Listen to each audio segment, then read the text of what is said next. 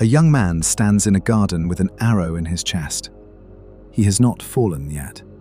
His hand lifts toward the shaft, and the silk of his sleeve catches the light. Nobody near him has noticed. Women in jewels lean toward a fountain. A musician bends over his instrument. The water keeps running, and behind them, a skeleton on a skeletal horse comes through the hedge at a full gallop, already drawing the next arrow. This is the Triumph of Death, 6 meters of it, painted around 1446 in Palermo. But this wall was not in a church, or a tomb, or a nobleman's hall. It hung in a hospital, above the beds of the sick and the poor. It was the first thing they saw. Who paints 6 meters of death for people who came to be healed? Why does one man in that crowd stare out at you, holding a paintbrush? And why do the plague survivors beg death to take them too? Step into the garden. Nobody there is going to warn you. In 1330, Count Matteo Sclafani built himself a palace in Palermo. Common stone and Arab arches, meant to outlast his enemies and his name. It outlasted both. Sclafani died, his heirs quarreled, the family drifted to Spain, and the great house stood empty, its courtyards filling with weeds. Then, in 1435, the city made a decision. Palermo's hospitals were scattered and overwhelmed. They would be gathered under one roof. The dead count's palace became the Ospedale Grande e Nuovo, the great and new hospital, a place for the poor and the dying. Sicily belonged then to Alfonso V of Aragon, a king who collected artists the way other kings collected fortresses. Around 1440, someone commissioned a painting for the hospital courtyard. Scholars believe it was one panel of 4: death, judgment, hell, and paradise. Paradise hung near the entrance. You walked in past heaven. You were treated beneath death. Stand in front of it, and the first thing you register is size. 6 meters tall, 6.5 across, 20 feet of wall in every direction. But what is painted there isn't a graveyard. It's a garden. A hedged pleasure garden in soft greys and pinks, with a fountain at its heart, the fountain of youth. Noble women gather around the water in brocade. A musician plays. A falconer waits with his bird. It is a beautiful afternoon. Then the horse, its ribs push through the hide, its skull stripped to teeth and lolling tongue, its mane streaming backward in a wind nobody else can feel. Here is the cruelty of the composition. The horse is the only thing in the fresco that moves. Death has velocity. The living have leisure.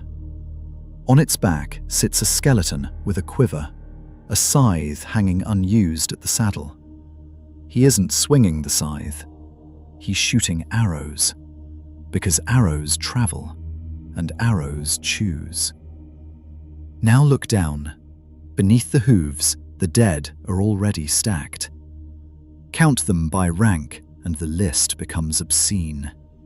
Emperors, crowns rolled loose in the grass.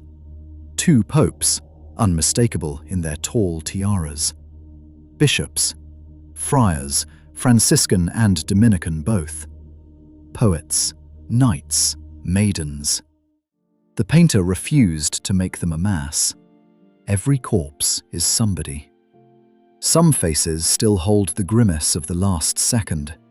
Others have gone serene, as if sleeping. Some lie with limbs flung wide. Others still kneel, caught between the arrow and the ground. And here is what should unsettle you. Nobody is being punished. There is no sin in this garden, no judgment, no sorting of saved from damned. Michelangelo's dead are being weighed. These dead are simply being killed. Death is not a moral force here. Death is arithmetic with a bow. The tiara doesn't help. Nothing helps. Now go to the far left edge, away from the killing, among the ragged. Two figures there are not watching death. They are watching you. In hundreds of faces, they are the only ones who know you are standing in the room. One of them holds a paintbrush. They are believed to be the artist and his assistant, the painter smuggling himself into his own apocalypse. The master's expression is knowing, faintly amused, almost conspiratorial. Not my turn this time. The assistant looks hollowed out, like a man who has just watched death ride past, close enough to touch. The painter signed his work with his face because he could not sign it with his name. And we still don't have it. He is catalogued only as the master of the triumph of death. The guesses have circled for 5 centuries. A Catalan, a Provençal, Guillaume Spicre, Pisanello, even a teenaged Antonello da Messina. He looks straight at us and stays anonymous. Stay on that group a moment longer. The poor, the sick, the crippled. Worn cloth, bodies already used up. And not one arrow among them. Their hands are raised toward death.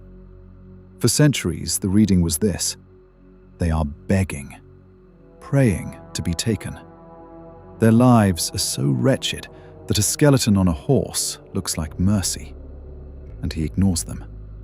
He rides straight past, toward the fountain, toward the silk, toward the music. But there is another reading, and it is not weaker. They are not the forsaken. They are survivors. The plague has already come through them and moved on. This is what a city looks like afterward, perhaps. No commission document survives. Nobody recorded who ordered this wall or what they meant by it.